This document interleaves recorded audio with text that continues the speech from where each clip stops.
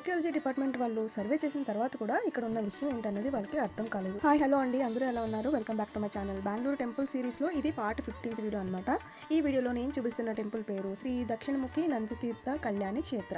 ఇది బెంగళూరులోని మల్లేశ్వరం అనే ఏరియాలో ఉంటుంది. నార్మల్గా ఏ టెంపుల్లో అయినా కూడా దేవుణ్ణి తూర్పు ముఖంగా పెడతారు కదా, కానీ ఇక్కడ దక్షిణ ముఖంగా శివుణ్ణి మనం చూడొచ్చు. అయితే ఈ టెంపుల్లో ఉన్న విశేషం ఏంటి అంటే నంది విగ్రహం నుంచి కంటిన్యూస్ గా వాటర్ వస్తుంటాయి అనమాట. అవి ఎక్కడి నుంచి వస్తున్నాయి, ఎలా వస్తున్నాయి అనేది ఇప్పటికీ ఎవ్వరికీ తెలియదు. నంది నోటి నుంచి వచ్చిన నీళ్లు కిందనున్న శివలింగం మీద అభిషేకంలా పడుతూ ఉంటాయి. ఎక్కడైనా కూడా శివలింగానికి ఎదురుగా నంది విగ్రహం ఉంటుంది, కానీ ఇక్కడ మరెక్కడా లేని విధంగా శివలింగానికి పైన నంది విగ్రహం ఉంటుంది. అసలు స్టోరీ ఏంటంటే దాదాపు 400 సంవత్సరాల క్రితం ఈ ప్లేస్ అంతా కూడా బురద మట్టితో నిండిపోయి ఉంటుంది. సో ఈ మట్టిని తవ్వుతూ ఉండగా నంది విగ్రహం కనపడుతుంది. ఇంకా తవ్వగా ఒక శివలింగం కూడా కనపడుతుంది. శివలింగం ఎప్పుడైతే కనపడిందో అప్పటి నుంచి కూడా నంది నోటి నుంచి నీళ్లు రావడం మొదలైంది. ఆ నీరు కంటిన్యూస్ గా వస్తూనే ఉన్నాయి. అవి ఎక్కడి నుంచి వస్తున్నాయి, ఎలా వస్తున్నాయి అన్నది ఎన్నో సర్వేలు చేసిన తర్వాత కూడా ఎవ్వరికి అర్థం కాని ఒక విషయంగా ఉండిపోయింది. అయితే ఈ నీళ్ళని తాగడానికి వాడచ్చా లేదా అని టెస్ట్ చేయడానికి ఇచ్చిన తర్వాత అవి చాలా పరిశుద్ధమైన నీళ్లుగా తేలిందనమాట.